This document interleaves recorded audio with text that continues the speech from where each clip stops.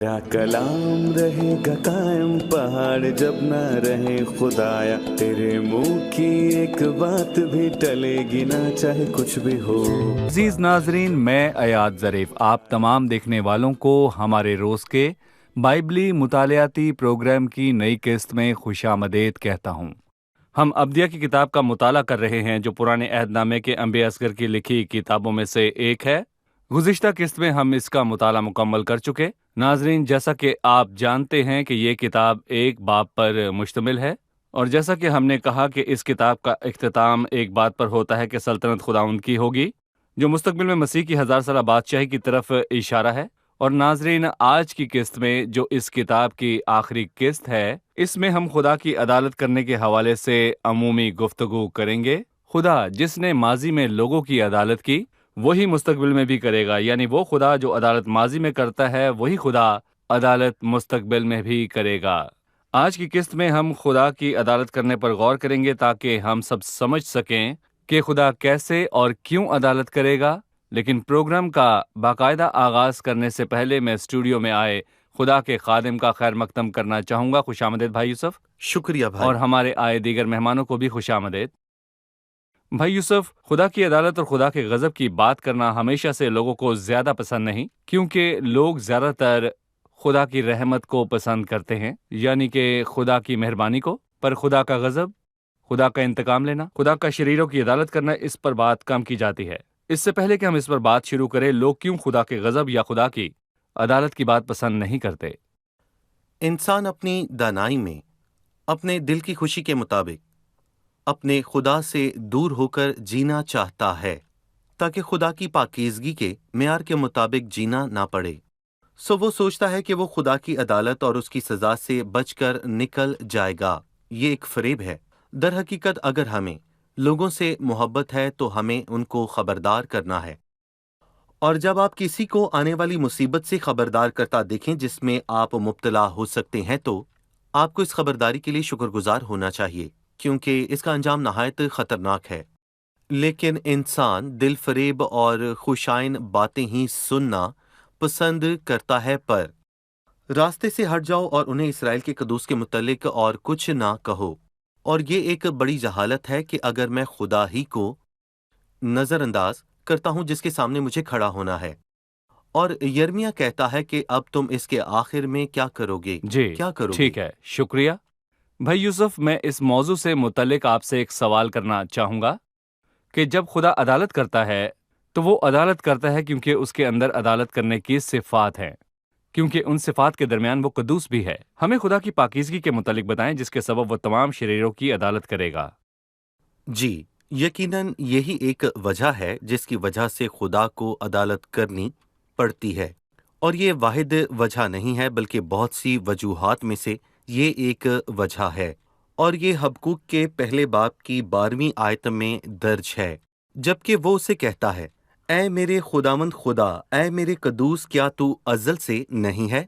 और 13वीं आयत, तेरी आंखें ऐसी पाक हैं कि तू बदी को नहीं देख सकता और कज रफ्तारी पर निगाह नहीं कर सकता। खुदा गुनाह को नज़रअंदाज नहीं कर सकता, क्योंकि वो इस कदर पाक है कि गुनाह का कफारा लाजमी है और कफारे के लिए हम उसके शुक्रगुजार हैं जो दिया गया। खुदा की पाकीज़गी कफारे का तकाजा करती है, लेकिन हमने कुछ नहीं किया। ऐसा नहीं है कि मैंने गरीबों को कुछ देने के लिए अपनी जान को दुख दिया, सो मैंने अपने गुनाह का कफारा दे दिया। मेरे गुनाह का कफारा इतने सस्ते तरीके से नहीं दिया जा सकता, बल्कि उसके लिए एक बड़ी कीमत अदा की गई है। और खुदा की मोहब्बत ने उस कफारे का इंतजाम किया, और जो उस कफारे की तहकीर करता है उसका क्या होगा?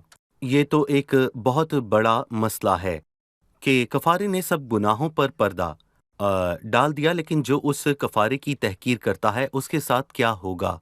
उसके गुनाह बाकी रहते हैं और उसके लिए उस पर अदालत होगी। भाई यूसुफ, आपने कुछ ऐसे तरीकों की तरफ इशारा किया जिन्हें लोग अपने गुनाहों के कफारे के लिए इस्तेमाल करते हैं। सो हर खता और गुनाह जो उनसे हुआ, उसके लिए वो कुछ यतीमों को खाना खिलाते हैं ताकि खुदा की रजा हासिल करें। लेकिन आपने कहा कि ये खुदा से माफी पाने का एक घटिया तरीका है। सो आप इसे घटिया क्यों समझते हैं? ठीक है, मैं अपने अल्फाज तब्दील किए देता हूँ कि ये शरीर तरीका है। क्यों? क्योंकि क्या हो अगर وزیر داخلہ خود ٹریفک کو کنٹرول کرنے کے لیے نکل پڑے اور ایک جاہل ڈرائیور آئے جسے اس وزیر سے بات کرنے کو کہا گیا اور وہ اپنی جیب سے 500 نکال کر اسے رشوت دے. جی تو اس صورتحال میں اس نے کیا کیا؟ یہ تو اس کا جرم دگنا دگنا ہو گیا. اگر اس نے ایسا نہ کیا ہوتا تو اس کے لیے بہتر ہوتا. کیا میں خدا کو رشوت دیتا ہوں؟ میں نے کوئی ناپاکی کی اور پھر کوئی ایسا کام کر کے خدا کو رشوت دیتا ہوں. کیا انسانی انصاف اسے قبول کر سکتا ہے کہ میں نے قتل کیا، پھر میں نے یتیم خانہ تعمیر کروا دیا؟ کیا یہ نیکی کا کام نہیں؟ کام تو اچھا ہے لیکن اس کا قتل سے کیا صحیح. تعلق ہے؟ کیا عدالت اسے قبول کرے گی کہ ایک شخص کو قتل معاف کر دے جس نے یتیم خانہ بنوایا ہے؟ نہیں، کیونکہ یہ بہت بڑا تو پھر جرم گناہوں ہے. کی معافی کیسے ہوگی؟ جی ہاں، گناہ صرف ایک ہی طرح سے معاف کیے جا سکتے ہیں جس طرح بائبل مقدس میں بتایا گیا ہے. بائبل میں لکھا ہے کہ بغیر خون بہائے معافی نہیں ہوتی. کیا بیلوں اور بکروں کا خون قابل معافی ہوگا؟ نہیں، کیونکہ ممکن نہیں ہے کہ بیلوں اور بکروں کا خون گناہوں کو دور کرے. تو کیا چاہتا ہے؟ سب سے پہلے بیل یا بکرا؟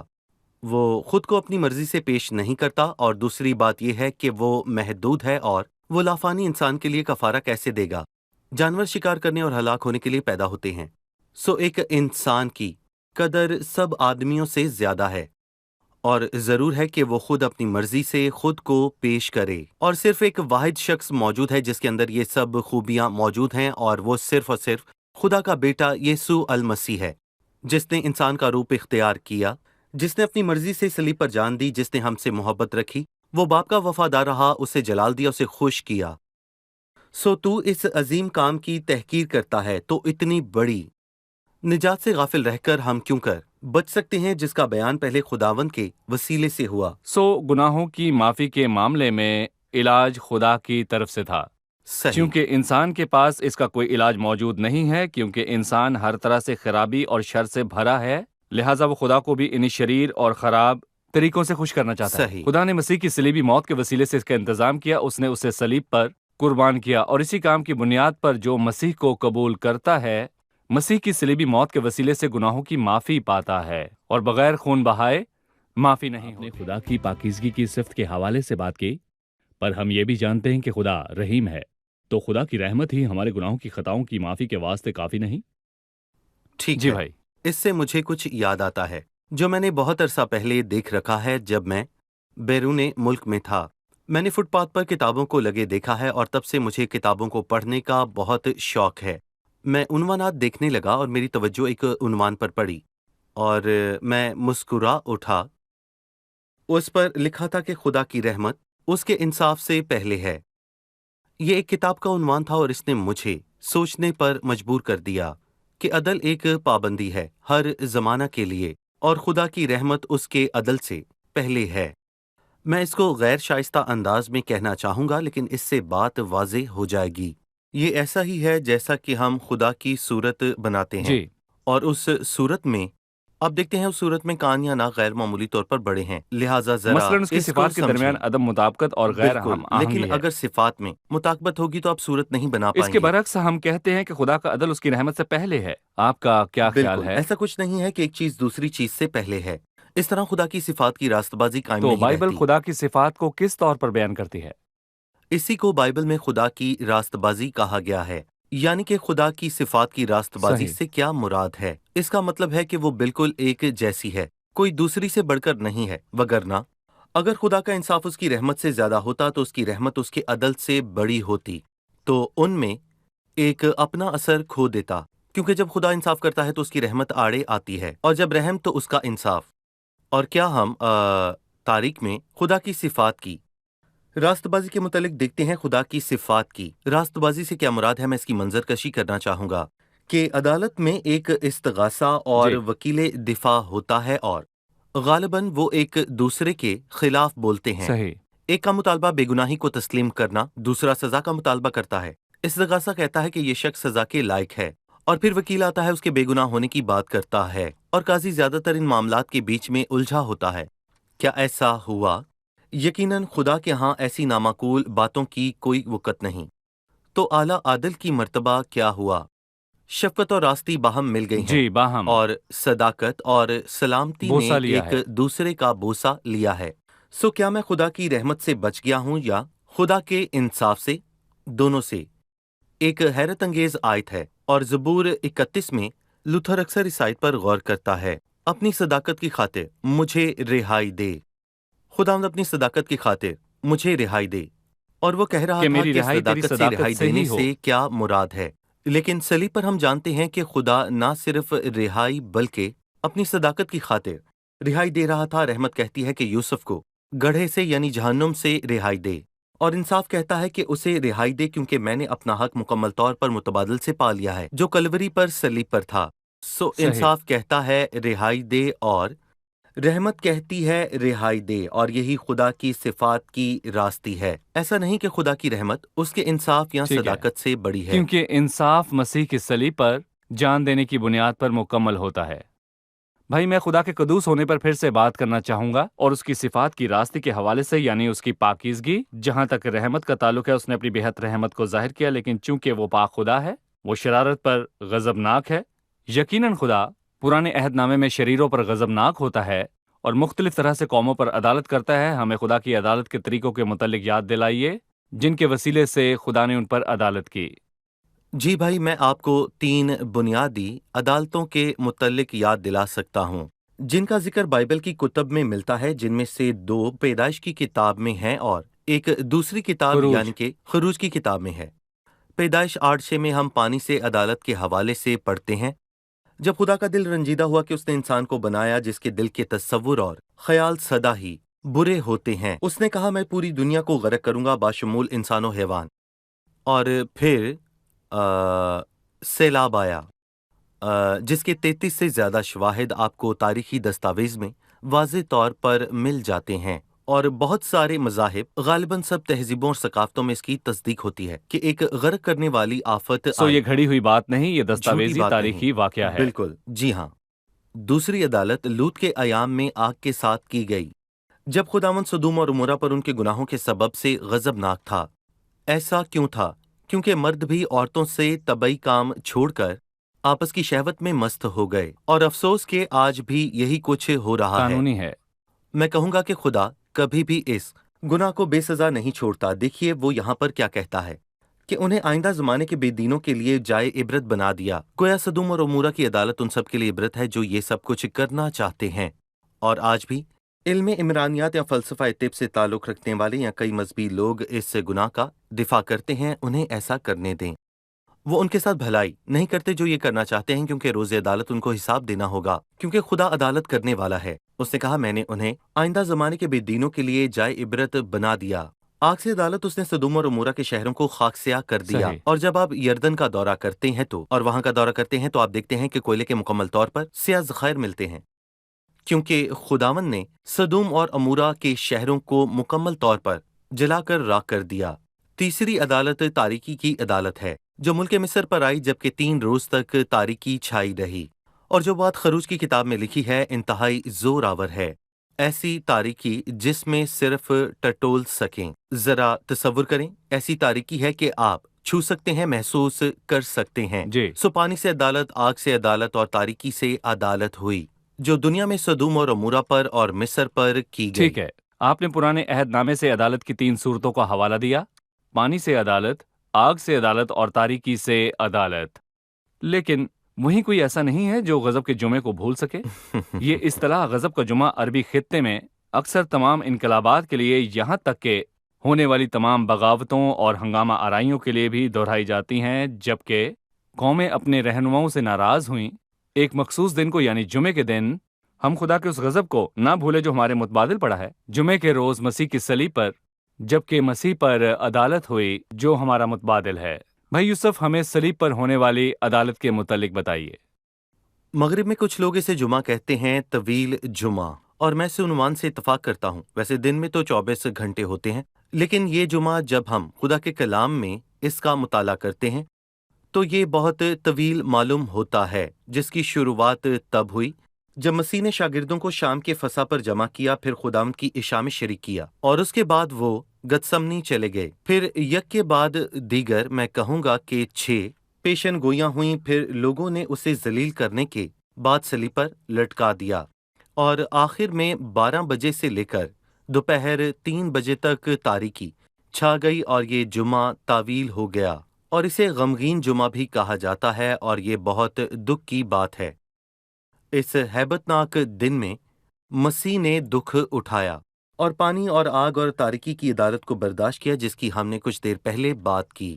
69 زبور میں ہم پڑھتے ہیں کہ اے خدا مجھ کو بچا لے، کیونکہ پانی میری جان تک آ پہنچا ہے۔ میں گہرے پانی میں اترا ہوں، صاف نہیں بلکہ گندے پانی میں۔ یہ ہماری ناپاکی، ہماری خطا، ہمارے گناہوں اور ہماری حماقتوں کا کیچڑ ہے۔ وہ اسی زبور میں یہاں پر یہ بھی کہتا ہے کہ اے خدا تو میری حماقت سے واقف ہے اور میرے گناہ تجھ سے پوشیدہ نہیں ہے، اور پھر آگ سے عدالت ہے اور اس کا واضح طور پر ذکر بھی ہے۔ زبور 22 میں ہے کہ میرا دل موم کی مانند ہو گیا اور میرے سینے میں پگھل گیا۔ نوحہ پہلے باب کی 12ویں آیت، اے سب آنے جانے والوں، کیا تمہارے نزدیک یہ کچھ نہیں؟ نظر کرو اور دیکھو، کیا کوئی غم میرے غم کی مانند ہے جو مجھ پر آیا، جسے خداوند نے اپنے قہر شدید کے وقت نازل کیا۔ اس نے عالم بالا سے میری ہڈیوں میں آگ بھیجی اور وہ ان پر غالب آئی۔ ہمیں تاریکی کو یاد رکھنا ہے۔ جب ہم زبور 88 کو پڑھتے ہیں، تو نے مجھے گہراؤ میں اندھیری جگہ میں پاتال کی تہ میں رکھا ہے، مجھ پر تیرا قہر بھاری ہے، تو نے مجھے اپنی سب موجوں سے دھوکہ دیا ہے۔ تاریکی کے متعلق 3 اناجیل کے مصنف یعنی متی، مرکس اور لوکا نے یہ واضح طور پر لکھا ہے کہ تمام ملک پر تاریکی چھائی رہی، اور یہ خدا عدالت کرنے والا ہے یا خداوند یسوع مسیح۔ اور 21ویں آیت ہے کہ رہائی دینے والے کوہ سیون پر چڑھیں گے تاکہ کوہستانی ساؤ کی عدالت کریں۔ سو عدالت کون کرے گا؟ در حقیقت عدالت ہمیشہ ہی ابن آدم یعنی کہ مسیح کرتا ہے، کیونکہ باپ کسی کی عدالت نہیں کرتا بلکہ عدالت کا سارا اختیار بیٹے کو دیا ہے۔ مثال کے طور پر ہم متی کے 9ویں باب میں اسرائیل کے قبیلوں کے حوالے سے پڑھتے ہیں کہ مسیح کے 12 شاگرد ان کی عدالت کریں گے، اور تم بھی 12 تختوں پر بیٹھ کر اسرائیل کے 12 قبیلوں کا انصاف کرو گے۔ بے شک لکھا ہے کہ نینوا کے لوگ عدالت کے دن اس زمانے کے لوگوں کے ساتھ کھڑے ہو کر ان کو مجرم ٹھہرائیں گے۔ عدالت کرنے والے وہ نہیں ہوں گے بلکہ وہ استغاثے کے گواہ ہوں گے جو اس نسل کے خلاف واضح طور پر گواہی دیں گے جنہوں نے مسیح کا یقین نہ کیا۔ ہم اسی طور پر سمجھ سکتے ہیں کہ وہ نجات دینے والے کس طور پر عدالت کریں گے۔ میں کہوں گا کہ وہ قوموں کا جرم ثابت کریں گے، اور میں کہوں گا کہ بادشاہی کریں گے، کیونکہ بادشاہی خاص طور پر اسی قوم کے لیے ہے۔ بھائی یوسف، آنے والی عدالت کیا سب کے واسطے ایک ہی عدالت ہوگی؟ بہت سے لوگ قیامت کے روز کے حوالے سے کہتے ہیں کہ اس دن خدا سب قوموں کو جمع کرے گا اور انہیں عدالت کے لیے سامنے لائے گا، اور راست بازوں کو لے کر انہیں برکت دے گا اور شریروں کو جہنم میں ڈالے گا۔ کیا یہ تصور بائبل کے مطابق ہے؟ افسوس، بہت مرتبہ مسیحی آس پاس کے ماحول سے معلومات اکٹھا کرتے ہیں اور بائبل کو نظر انداز کرتے ہیں۔ کلام کیا کہتا ہے؟ کلام کیا کہتا ہے؟ 3 آیات ہیں جن میں ایک ہی بات لکھی ہے۔ اعمال 10 اور پہلے پطرس کے 4 باب میں اور دوسرے تimotheus کے 4 باب میں مسیح یسوع جو زندوں اور مردوں کی عدالت کرے گا۔ یہ 2 عدالتیں ہیں نہ کہ ایک، اور میں کہوں گا کہ مختلف لوگوں پر اس کی عدالت ہونے والی ہے۔ ترتیب کے اعتبار سے زندوں کی عدالت 1000 سالہ بادشاہی سے پہلے ہوگی، اور یہ بات متی کے 25ویں باب کی 31ویں آیت میں واضح طور پر لکھی ہے، جبکہ مردوں کی عدالت مکاشفہ کی کتاب کے 20ویں باب کی 11ویں آیت میں درج ہے۔ سو زندوں کی عدالت 1000 سالہ بادشاہی سے پہلے اور مردوں کی عدالت 1000 سال بعد یعنی 1000 سالہ بادشاہی کے بعد ہوگی۔ ہم ناظرین کو بتانا چاہیں گے کہ زندوں یا مردوں کی عدالت شریروں ہی کے واسطے ہے، کیونکہ کلیسیا اس سے پہلے ہی آسمان پر اٹھا لی جائے گی، کیونکہ ایماندار زمین پر نہ ہوگا۔ یہ عدالت شریروں کے واسطے ہے۔ بالکل، پر میں کہوں گا کہ ان میں سب شریر نہ ہوں گے، کیونکہ زندوں کی عدالت میں بھیڑوں کو بکریوں سے جدا کیا جائے گا، لیکن ان کا کلیسیا آسمان پر اٹھا لی جائے گی۔ کلیسیا اٹھا لی گئی ہے، اور نئے ایمانداروں کے پاس یہ وعدہ ہے کہ ان کے اوپر سزا کا حکم نہیں۔ صحیح لکھا ہے، پس اب جو مسیح یسوع میں ہیں ان پر سزا کا حکم نہیں ہوتا۔ آپ نے کہا کہ زندوں کی عدالت 1000 سالہ بادشاہی سے پہلے ہوگی، متی 25 کے مطابق، اور مردوں کی عدالت 1000 سالہ بادشاہی کے بعد ہوگی۔ 1000 سالہ بادشاہی کے مقام کیا ہے؟ مقامات بھی مختلف ہیں زندوں کی عدالت کے واسطے، جیسے یویل 3 میں اسے یہوشفت کی وادی کہا گیا ہے، نہ ہی زمین پر کہیں، کیونکہ زمین و آسمان بھاگیں گے اور انہیں کہیں جگہ نہ ملے گی۔ اور خداوند کے روز کے متعلق یہ کہا گیا ہے کہ اس روز آسمان بڑے شور و غل کے ساتھ برباد ہو جائیں گے اور اجرام فلک حرارت کی شدت سے پگھل جائیں گے، نہ تو آسمان یہ پر تخت نہ کے سامنے زمین ہوگی، پر، بلکہ بڑے سفید تخت کے سامنے۔ اور میں کہوں گا کہ زندوں اور مردوں کی عدالت میں تخت کے سامنے کھڑے ہونے والوں میں فرق ہے۔ ہم زندوں کی عدالت میں 3 جماعتیں دیکھتے ہیں، داہنی طرف اور بکریاں بھیڑیں ہیں، سو اور چھوٹے چھوٹے بھائی ہیں، صحیح۔ یہ 3 جماعتیں ہیں۔ جبکہ اس بڑے سفید تخت کے سامنے سب مردہ ہوں گے، شریر آگ اور گندھک کی جھیل میں ڈالے جائیں گے۔ سو ہمیں بائبل کے علاوہ کہیں اور سے معلومات ہرگز نہیں لینی چاہیے۔ عدالت ایک نہیں ہے اور حقیقی ایماندار کی عدالت نہیں ہوگی۔ ٹھیک ہے، آپ نے واضح فرما دیا کہ 2 عدالتیں ہیں، زندوں کی عدالت اور مردوں کی عدالت۔ 1000 سالہ بادشاہی سے پہلے اور ایک اس کے بعد، ایک زمین پر یہوسفت کی وادی میں ہوگی یوئیل کے مطابق، جبکہ دوسری جو مردوں کی ہے اس بڑے سفید تخت کے سامنے۔ لیکن آپ نے کہا کہ ایمانداروں پر عدالت نہ ہوگی۔ ایمانداروں پر عدالت کیوں نہ ہوگی؟ اگر ایماندار گر جاتا ہے، کیونکہ زمین پر رہتے ہوئے ایماندار میں پرانی فطرت تو موجود ہے اور اسے گراتی اور ٹھوکر کھلاتی ہے۔ ایماندار گر جائے تو کیا اس پر عدالت نہ ہوگی؟ اس کے گرنے پر خدا اس سے کیا کرے گا؟ کم سے کم 2 وجوہات ہیں کہ کیوں ایماندار پر عدالت نہیں ہوگی۔ سب سے پہلے، ملزم مر چکا ہے۔ کیا ہو اگر ایک قاتل ہو اور اسے گرفتار کر لیا جائے، لیکن پیشی کے دوران اس کی عدالت میں موت ہو جائے، کیا تب بھی اس کی پیشی جاری رہے گی؟ نہیں، کیونکہ ملزم مر چکا ہے اور ایماندار بھی مرے ہوئے مجرم کی مانند ہے۔ پر ایسا کب ہوا؟ 2000 سال پہلے میں مسیح کے ساتھ مصلوب ہوا اور ہوں۔ اب میں زندہ نہ رہا۔ جی ہاں، بالکل۔ تو مجرم جس نے جرم کیا مر گیا، لیکن ایسا کب ہوا؟ ہم مسیح کے ساتھ مر گئے۔ ہم مسیح کے ساتھ مر گئے اور پہلی وجہ یہ ہے کہ مجرم مر گیا۔ سو ایک مرے ہوئے مجرم کی پیشی کیسے ہو سکتی ہے؟ اور دوسری وجہ یہ ہے کہ مجرم اور اس کے حساب۔ جرم کا حساب پہلے ہی ہو چکا ہے۔ اگر میرا کچھ ادا کرنا بنتا تھا تو متبادل نے وہ ادا کر دیا ہے۔ اس لیے حقیقی ایماندار، اور یہ بات کسی ایک آیت میں نہیں ہے جس آیت کا میں نے کچھ دیر پہلے حوالہ دیا، اور وہ بہت واضح ہے۔ یوحنا 5:24 میں لکھا ہے کہ میں تم سے سچ کہتا ہوں، جو میرا کلام سنتا اور میرے بھیجنے والے کا یقین کرتا ہے، ہمیشہ کی زندگی اس کی ہے، اور مستقبل میں اس پر سزا کا مستقبل حکم میں نہیں ہوتا، بلکہ ماضی میں وہ موت سے نکل کر ہمیشہ کی زندگی میں داخل ہو گیا ہے۔ اس میں حال، مستقبل اور ماضی شامل ہے۔ مستقبل میں کیا ہوگا اس پر سزا کا حکم نہیں ہے، بالکل نہیں۔ لیکن چونکہ وہ بیٹا ہے اور اس کی تربیت لازمی ہے، چونکہ میں بیٹا ہوں تو خدا میری تربیت یہاں زمین پر ہی کرتا ہے، تاکہ بعد ازاں شریروں کے ساتھ میری عدالت نہ کرنتھیوں ہو۔ میں لکھا ہے، لیکن خدا ہم کو سزا دے کر صحیح۔ تربیت کرتا ہے کہ ہم دنیا کے ساتھ مجرم نہ شکریہ بھائی ٹھہریں۔ یوسف، خداوند آپ کو برکت دے۔ مجھے آپ کے ساتھ مطالعے کا بہت لطف آیا، آپ کا خدا آپ کو شکریہ، برکت دے۔ اور تمام شکریہ۔ مہمانوں کا بھی شکریہ۔ عزیز ناظرین، آج کی قسط میں ہم نے دیکھا کہ خدا پاک ہے اور وہ عدالت کرنے والا ہے۔ وہ خدا جس نے ماضی میں گناہ گار قوموں کی عدالت کی، ان عدالتوں کی صورتیں یوں تھی: پانی سے عدالت، آگ سے عدالت اور تاریکی سے عدالت۔ لیکن ہم نے مسیح کی صلیب پر بھی غور کیا۔ جب اس نے عدالت کی، اس کے اندر یہ تینوں عکس، تینوں صورتیں ظاہر ہوئیں۔ لہٰذا مسیح پر پانی سے عدالت کی گئی، آگ سے عدالت کی گئی اور تاریکی سے عدالت کی گئی۔ بہرحال ہمیں دنیا پر آنے والی عدالت سے نجات بخشی گئی۔